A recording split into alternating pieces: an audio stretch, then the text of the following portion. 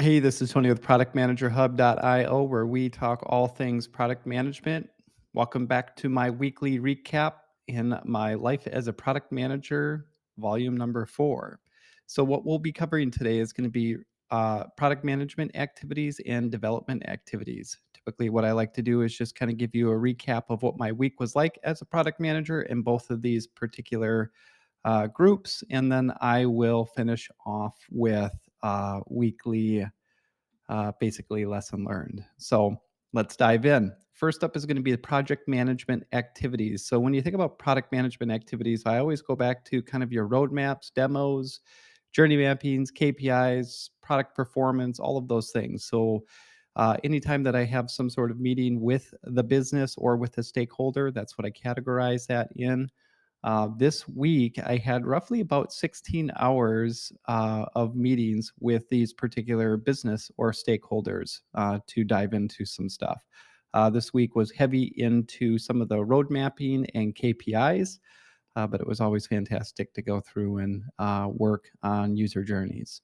One of the biggest lessons learned this week is going to be around defining KPIs which tie back to OKRs or product vision. This is a big thing. So, anytime you're kind of going out, for example, and you're going to be launching some sort of new widget or some new product, you always want to, before you actually launch it, really define those KPIs that you're going to be tracking towards. There are a host of different methods that you can use to define KPIs, anything from OKRs to user journey KPIs. But regardless of what methods you want to use, I would always recommend going back in and really defining that out. And it always ties back to a product vision statement as well, or those strategies behind the product vision. So, yeah, you just want to define those and make sure that you have those set before you launch so that you can track whether or not you are actually making improvements to the system. So that wraps up my product management activities and lessons learned this week. The next one I'm going to be diving into is product development activities. Once again, product development activities are going to be anything from agile activities. So think about scrums, refinements, story creation, technical conversations, whatever you can really think of.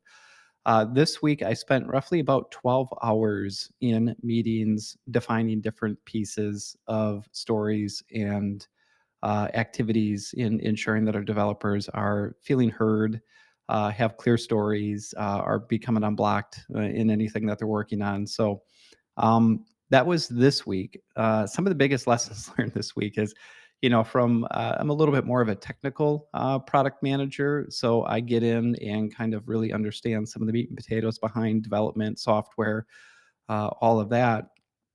And one of the biggest things that I kind of learned once again, it's user authorization. So even though you might be working in systems, understanding a user logs in and tries to access your system, it is always beneficial to understand, well, where else are they within the ecosystem of your enterprise? How are they tracked? How are things coming across? How do they get authorized? Are there different characteristics that they are saved as in other systems that authorize access? It's a big thing. So, always when you're thinking about users and personas, track that back to, well, where do they sit within your ecosystem and how are they defined? The other thing that is really important that I want to dive into is going to be the documentation and why it's important. As people end up leaving organizations, they move on to other teams. It is so important to document the different processes that you have within your systems. And if you really want to equate it to, and it doesn't have to be requirements gathering sessions, but I think about the piece when it comes to the documentation. It's just, how are systems talking to each other and what information is being passed back and forth. This is critical when it comes to any new members coming into the team. It's just, how is information transferred across the ecosystem? It's a big one. So always do that as a product manager and make sure that your development teams are working on updating things as regularly as possible, so that if for some reason you do transition out or if you do have new users coming in, it's easy to track that.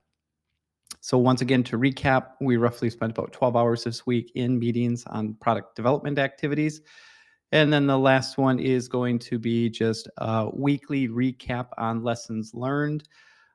This is going to be always probably a staple that I'm always going to say, but it is connect to a network as a product manager. I know that we have so many different opportunities as product managers to go out and network, whether it's LinkedIn, whether it's communities of practice, which productmanagerhub.io does have one. So we do invite you to that, but we always advocate connecting into a community to share. And it's a big thing to be able to share some of the things that you're working through within your team. So, for example, if you're launching some sort of new KPI methodology, you're tracking something, it is so cool to share that with other product managers so that they can kind of glean some of the information off of you if possible. So I always advocate join a network, whether it's in your organization, start if you don't have one, a community practice within your organization. And once again, it kind of just helps. Just a couple bullet points. Really, future job opportunities. That's a big one. Whether it's outside of your network, joining a community of practice. The other things are going to be helping you understand other best practices that people are implementing, getting some of the feedback on what might make sense for your team in the current stage of where they're at from a development or from a business. And then the last thing is just always this community is going to give back to those junior or associate product managers because, as you know, if you are a seasoned product manager, coming into this space is like drinking from a fire hose at times. So that's the big weekly lesson learned. Connect with the network. So to wrap it up, thanks for stopping in. I will be posting these on a weekly basis. I recommend you shoot out to productmanagerhub.io. We have a lot of great articles to support you in anything from understanding how to build OKRs, anything behind how to start an agile community of practice team within your organization. So plenty of things out there. And then the last piece I'll leave you with is we just started up at Product Manager Hub a new weekly newsletter called Ship It to Production. And we invite you to join into that particular community where we provide updates, tools, resources, quotes, all kinds of fun things. So thanks again for stopping by. If you do have any questions, hit me up. I would love to answer those. Thanks a lot, product managers, and have a great week.